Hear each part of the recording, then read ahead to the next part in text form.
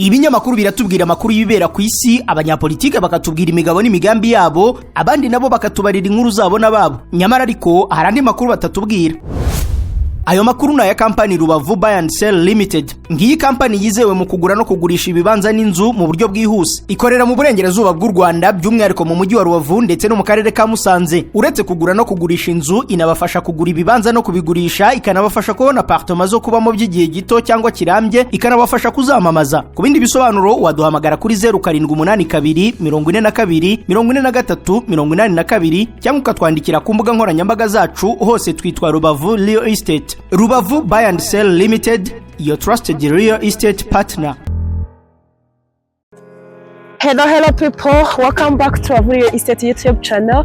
Ni uri mushya kanda subscribe, ukore no kunzogera kugira ngo tujye tubana buri munsi, like, share, comment, byose ni ingenzi kuri YouTube channel yacu. Abantu mu duteze yombi muri mu Rwanda, muri hanze y'igihugu cy'u Rwanda, ndizera ko umeze neza, ndizera ko muri amahoro. Dufite n'izindi platforms wadusangaho kuri Instagram, LinkedIn, hose amazina ni yayandi, ni Rubavu Real Estate. Genda udufollowing rero hano kuri YouTube, niba uri mushya cyangwa usanzwe tureba turakora subscribe, uyikore kugira ngo tujye tubana buri munsi. Ndizera ko muri amahoro.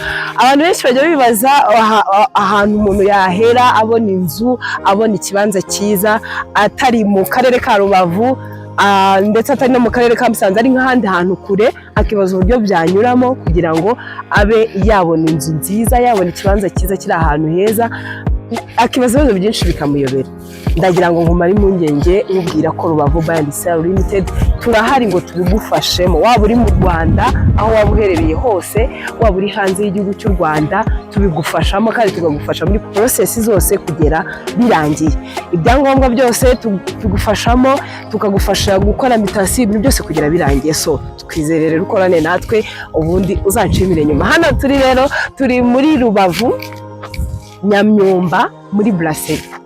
Ni ahantu heza cyane, ngira muri ko ndi mu muhanda, tuhabazaniye ikibanza gifite metero kare 900, kiri ahantu heza, quartier nziza, quartier wakubakamo apartment, quartier wakubakamo maison de vacances, wakubakamo hoteli. Iki kibanza kiri muri zoning area ya R1. Ni ahantu heza cyane, ni quartier nziza, ifite view nziza y'amazi, kamera iraza guhindukira iharebe. Ni ahantu heza cyane, ahantu tukahatangira miliyoni 50. Duhamagare mu bambere kuri nimero ubona kuri screen yawe, cyangwa se utwandikire mu bambere. Hano hantu hatagucika, miliyoni 50 ukitwarira ikibanza gifite metero kare 900, kikaba kiri muri zoning area ya R1. Ahantu heza cyane rero, Rubavu Buy and Sell Limited. Turahari kugira ngo tukuzane kuri visite n'ubuntu, ntago tuyishyuza. Ushaka gusura, ushaka kugura nabyo watwandikira cyangwa se ukaduhamagara. Ikibanza ni kinini cyane, kiri n'ahantu heza. So Rubavu Buy and Sell Limited turizewe cyane mu kugura no kugurisha ibibanza n'amazu, tukanabafasha kugura no kubigurisha mu buryo bwihuse. Tubafasha kubona apartment zo kubamo by'igihe gito cyangwa se by'igihe kirekire. Dukorera mu ntara y'Iburengerazuba, especially mu karere ka Musanze ndetse n'akarere ka Rubavu. Turagufashamo ibintu byose, ibyangombwa byose birahari. Ikibanza ugura utukorerwa mitasiyo, kandi Rubavu Buy and Sell tubigufashamo, tugufasha muri process zose kugera byose birangiye. So Rubavu Buy and Sell Limited, your trusted real estate partner, we always here.